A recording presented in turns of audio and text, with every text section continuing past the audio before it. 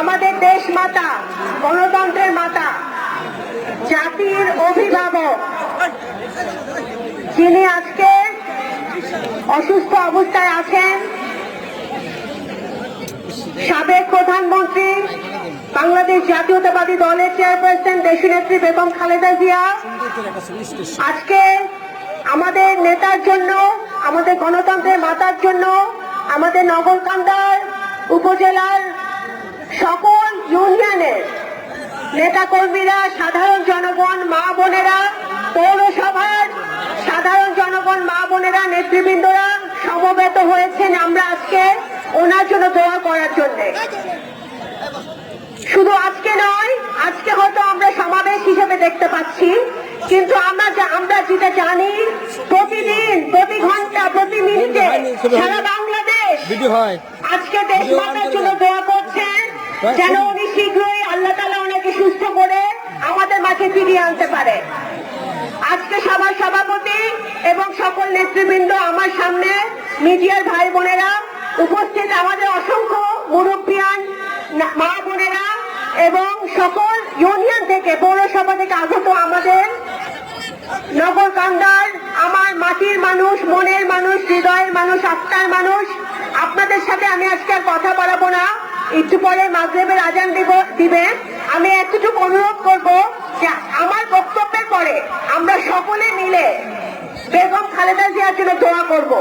আপনারা নীরবে দোয়াটা, সকলে দোয়াতে শরীক হবেন এবং আমার পিছনে যেই নেতৃবৃন্দরা গন্ডগোল করছেন, দয়া করে আপনাদেরকে অনুরোধ করছি, আপনারা অনেকেই এখানে এসেছেন, কিন্তু দয়া করে একটু বসে ভাব গাম্ভীর্যের সাথে এই অনুষ্ঠানটা শেষ করার সুযোগ দেন।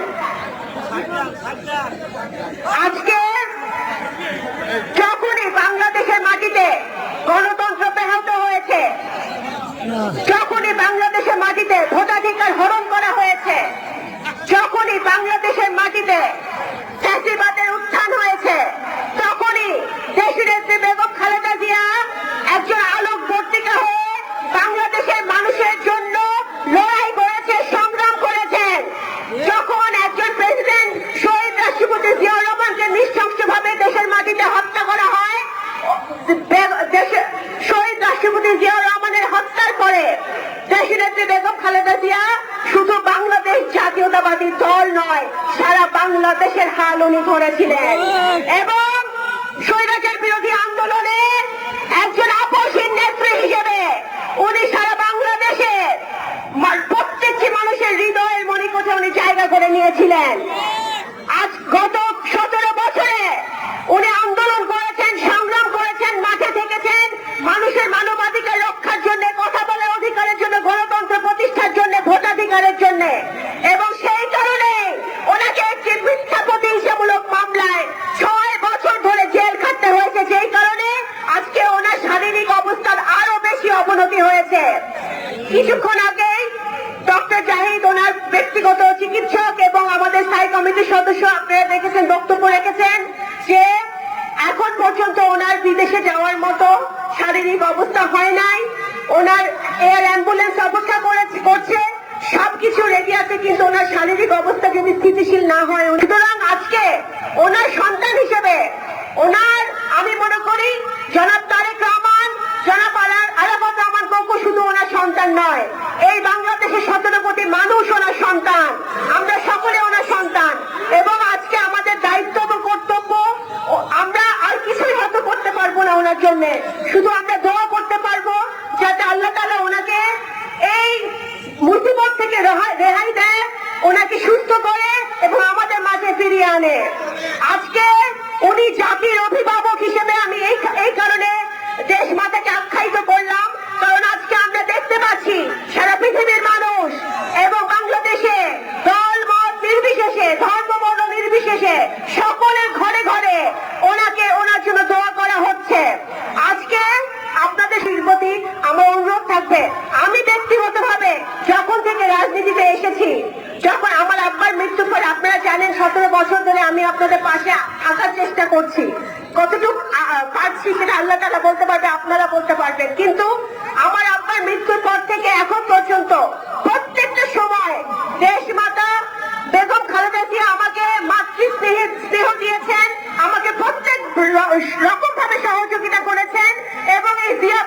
আগামী ফেব্রুয়ারি মাসে যদি জাতীয় নির্বাচন অনুষ্ঠিত হয়, এই নির্বাচনে সবচাইতে এই মুহূর্তে বড় দল হিসাবে ক্ষতিগ্রস্ত বিএনপি হওয়ার সম্ভাবনা অনেক বেশি। কারণটি একবারই পরিষ্কার, ফেব্রুয়ারি মাসে নির্বাচনকে কেন্দ্র করে যে ধরনের প্রস্তুতি বিএনপির পক্ষ থেকে বা রোডম্যাপ নেওয়া হয়েছিল, এটা আপনারা গণমাধ্যমেও দেখেছেন। বেগম খালেদা জিয়া এবং জনাব তারেক রহমান সাহেবের জন্য 2টি বুলেট প্রুফ গাড়ি জাপান থেকে আমদানির জন্য তারা অর্ডার করেছিলেন। এটা আসলে বলতে দ্বিধা নেই যে বাংলাদেশের এই মুহূর্তে সকলের দল মত নির্বিশেষে সবার আস্থাভাজন ব্যক্তিত্ব আপোষহীন নেত্রী বেগম খালেদা জিয়া। উনি কোনো রাস্তা দিয়ে হেঁটে গেলে দুপাশে লক্ষ লক্ষ মানুষ ওনাকে দেখার জন্য মৌমাছির মতো চলে আসতেন। উনার প্রতি জনগণের একটা অন্যরকম আবেগ, অনুভূতি, ভালোবাসা রয়েছে।